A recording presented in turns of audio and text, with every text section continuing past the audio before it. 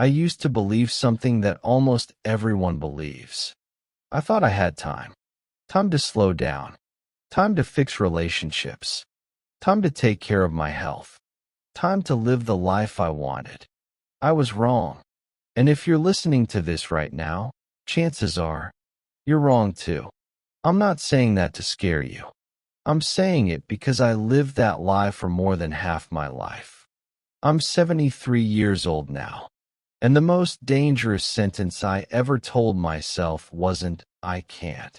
It was, "I'll do it later." Later is a very comforting word. It makes you feel safe. It tells you there's no rush. But later is also a thief. It quietly steals your days, your years, and eventually, your life. When I was younger, I believed time was something I owned. Like money in a bank account, as long as I didn't spend it all at once. I thought it would always be there. I planned my life around someday. Someday I'll travel. Someday I'll write that book. Someday I'll call my parents more often. Someday I'll focus on my health. Someday I'll slow down. But someday never showed up. Instead, life showed up. Deadlines, bills, responsibilities, expectations, and before I knew it, decades had passed. I remember being 30 and thinking 50 sounded old. I remember being 40 and thinking, I still have plenty of time. Then one day I blinked, and I was 52. That was the year my body forced me to face the truth.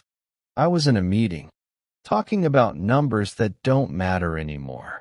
Suddenly, my chest tightened. The room started spinning. I couldn't breathe. My heart didn't care about my plans.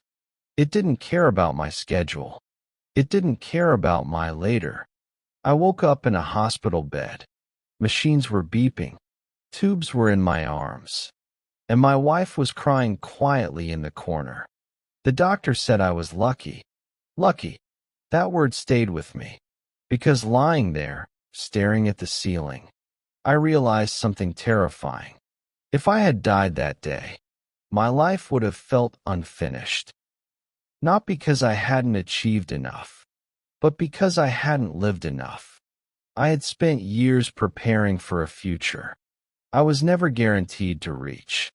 I kept postponing joy, connection, rest, love. And the scariest part? I wasn't unhappy. I was comfortable. Comfortable people don't wake up. They drift. They assume tomorrow will come. Let me tell you something no one tells you when you're young. Time doesn't feel limited. Until suddenly it is. There is no warning bell. No countdown clock. One day you're making plans. The next day, you're looking back. I used to think regret came from failure. It doesn't. Regret comes from delay. From conversations you didn't have. From risks you didn't take. From love you didn't express. From moments you were too busy for. I didn't regret the mistakes I made. I regretted the chances I never took. The trip I postponed. The friendships I let fade. The weekends I worked instead of being present. I thought I was being responsible. But responsibility without awareness becomes self-betrayal. You tell yourself you're doing it for your family, for security, for the future. But the future keeps moving. And one day, it moves past you. I lost my father when I was 45. We always said we'd talk more when things slowed down. They never did. There was always one more project, one more obligation, one more reason to wait. Then he was gone. And suddenly, there was all the time in the world, and no one to spend it with. That's when it hit me. Time is not something you save. It's something you spend. Every single day, whether you're aware of it or not. You don't lose your life all at once. You lose it in small, reasonable decisions. I'll skip this call. I'll rest later. I'll start next year. And then one day you realize you've been waiting your whole life. After my heart attack, I stopped asking, is this efficient? I started asking, is this meaningful? That question changed everything. I started saying no, even when it felt uncomfortable.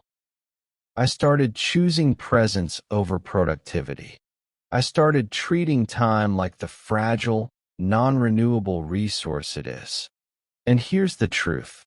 The most painful regrets don't scream. They whisper, late at night, in quiet rooms, when distractions are gone. They ask questions like, what if? Why didn't I? Who could I have been? If you're listening to this and thinking, I still have time, that's exactly what I thought.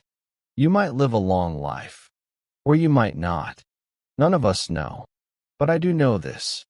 Waiting for the perfect time is the fastest way to waste your life. There will always be a reason not to start. Life will always be busy, messy, uncertain. That doesn't change. What can change is what you choose to prioritize. Call the people you love. Take care of your health. Do the thing you keep postponing. Not because it's convenient, but because your time is limited. I don't want you to be 73, looking back, wondering where your life went. I don't want you to realize too late. That later was never guaranteed. If this message feels uncomfortable, good.